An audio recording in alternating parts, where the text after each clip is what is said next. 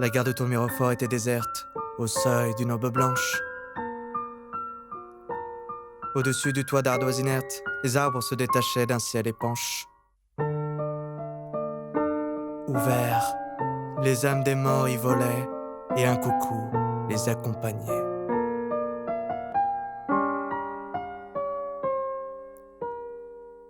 Et moi, sous une cabine, la capuche enfoncée, et mes doigts frigorifiés, et mes poches en ballotine. Et ces trous vestimentaires que je bloquais contre le vent, seul perturbateur assez fier pour troubler les restes d'antan de cette gare immobile où j'attendais tout seul un train des plus mobiles pour fuir mes écueils. La gare de Tourmirefort dormait isolée, les volets fermés, les fenêtres jaunes. En dessous des rails, les herbes séchées décoraient les planches d'une couleur d'automne qui ne s'arrête ni ici, ni dans mon âme. Le coucou se taisait, le silence lançait son brame.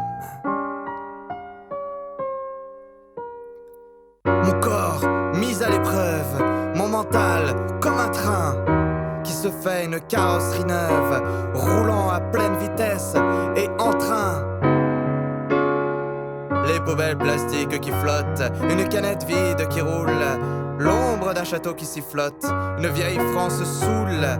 J'attendais seul dans cette gare un ailleurs où je serais roi comme un essai de Saint-Lazare. Même si je savais déjà qu'à l'instar de cette nuit, j'attendrais là-bas aussi.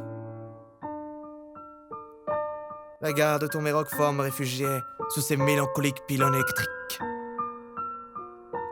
Seul l'affichage des horaires maintenait un mouvement régulier et logique.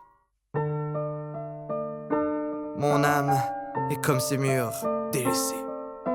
Mais le coucou, lui, peut vraiment s'échapper.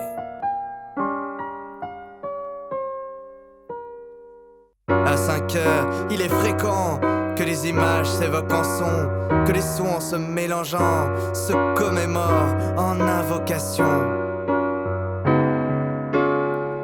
À 5 heures cette nuit-là, je me suis vu face à moi, et le sud et le parfum de Paris, et la Pologne que je veux Panama, les prénoms et les noms de quartiers, tous prêts à s'ennuager.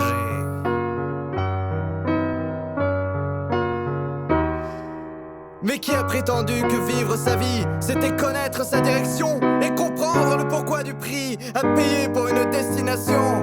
Moi, je ne veux pas réaliser que les rails ne sont que déviés et que je m'offre seulement le plaisir éphémère du renouvellement.